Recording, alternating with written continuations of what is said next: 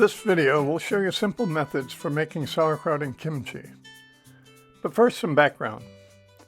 Bacteria, molds, and fungi are microorganisms found everywhere around us. Most of them are harmless to us. Some are even essential to our digestive health. But a few can spoil our food and can even cause food poisoning. On the other hand, we can encourage the growth of particular microorganisms to create desirable changes in food. This process is called controlled fermentation, and it's been a vital part of preparing and preserving foods for many centuries. We still use fermentation to produce bread, beer, wine, cheese, yogurt, chocolate, pickles, olives, soy sauce, vinegar, and vanilla, as well as many other foods. Fermenting leafy vegetables has been done for thousands of years in a wide variety of cultures. The fermentation process preserves vegetables, makes several nutrients more digestible, and adds complex flavors. The leafy vegetables most often fermented are members of the cabbage family. Kimchi and sauerkraut are the most popular fermented greens. Kimchi is the national food of Korea, where it's been made for roughly 4,000 years. It's usually made from a variety of Asian cabbages, flavored with garlic, chili, and ginger. Koreans eat an average of 18 kilograms, or about 40 pounds of kimchi a year, and it shows up at nearly every meal. Sauerkraut's also made from cabbage. It's one of the most common and oldest forms of preserving food, and can be traced back to the 4th century BC, when peasant farmers made it in large clay jars. It was often the difference between life and death on long sea voyages, where it provided enough vitamin C to protect those on board from the dreaded deficiency disease scurvy. The slang term kraut was given to German sailors because of their custom of packing plenty of sauerkraut for ocean voyages. Several fermented foods of regional importance combine both fermentation and dehydration for preserving leafy vegetables over long periods. Gundruk is usually made from mustard and cauliflower leaves, and sometimes radishes. It's a national dish of Nepal and commonly eaten throughout the Himalayan region. Nepali people make gundruk by fermenting the partially wilted vegetables in earthen pots for 2 weeks. They then sun-dry it to serve as an essential source of vitamins and minerals over the long Himalayan winter, when fresh food is scarce. It's usually added to stews and soups. Unlike kimchi and sauerkraut, no salt is used to produce gundruk. Villagers in East Africa often ferment cowpea leaves with both sugar and salt. They then dry the fermented leaves in the sun for use during the dry season, when the diet is typically deficient in both vitamin A and iron.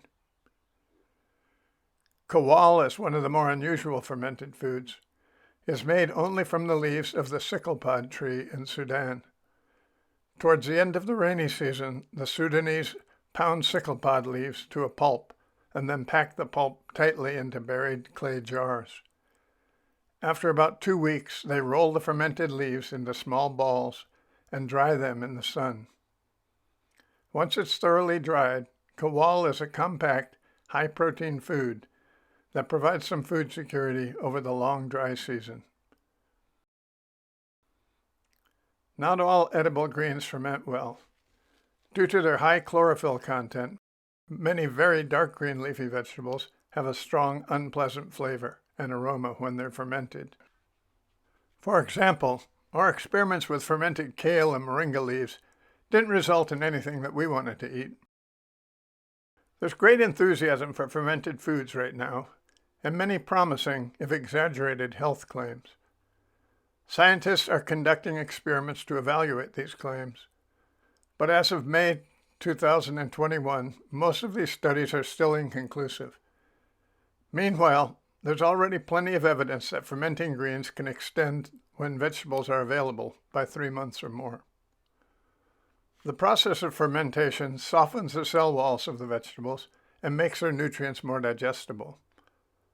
While some vitamin C and beta-carotene are lost, the B vitamin content often increases. Fermentation can also neutralize some of the compounds commonly found in food, including phytates, tannins, and oxalic acid, that block the absorption of nutrients. In addition, it can reduce the level of more dangerous toxins, such as those in cassava and aflatoxins from grains and peanuts that have gotten moldy. And for millions of people, kimchi and sauerkraut can add appealing flavors to bland, starchy staple foods made from maize, rice, cassava, yams, or plantains. So let's make some sauerkraut and kimchi. Once you're comfortable with these simple recipes, you might want to experiment with different vegetables and spices. We'll start with sauerkraut because it's the easiest. You'll need 1 medium head of cabbage, 3 to 4 teaspoons of salt, a wide mouth 1 liter or 1 quart jar, and some optional spices such as garlic, dill, or caraway seeds. First, thoroughly wash and dry your hands in the jar. Remove 2 or 3 of the outer leaves of the cabbage and set them aside. Then cut the cabbage into quarters and remove the cores from each section. Then slice each quarter finely. Put the sliced cabbage in a bowl and sprinkle in the salt.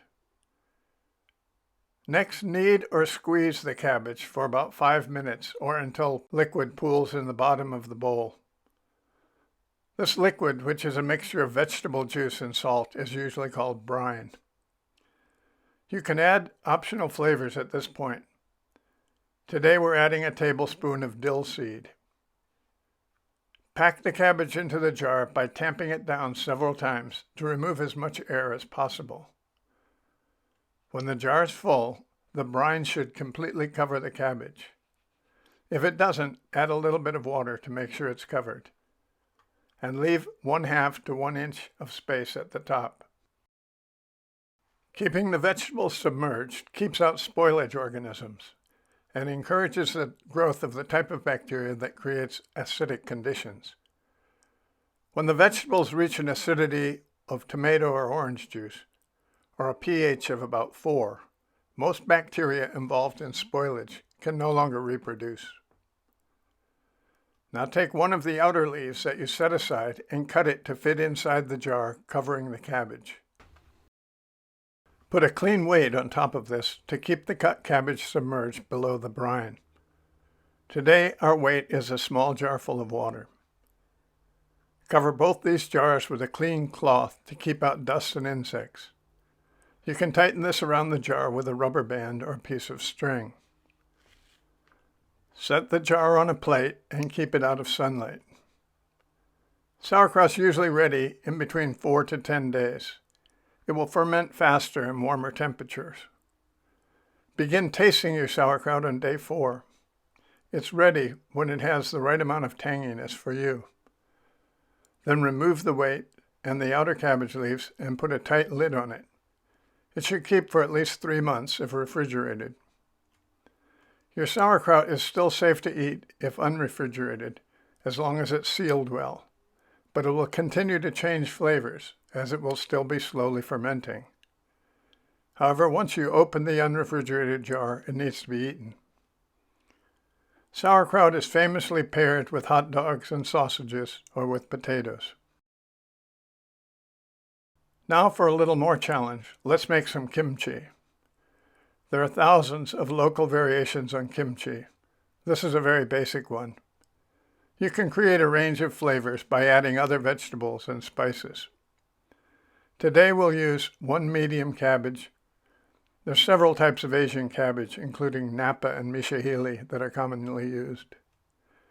4 to 6 cloves of garlic minced, 4 tablespoons of grated ginger, 2 to 6 tablespoons of red pepper flakes, depending on your taste, 1 teaspoon of sugar, a 1/4 cup of kosher or iodine-free salt, 1 daikon radish, and 2 carrots.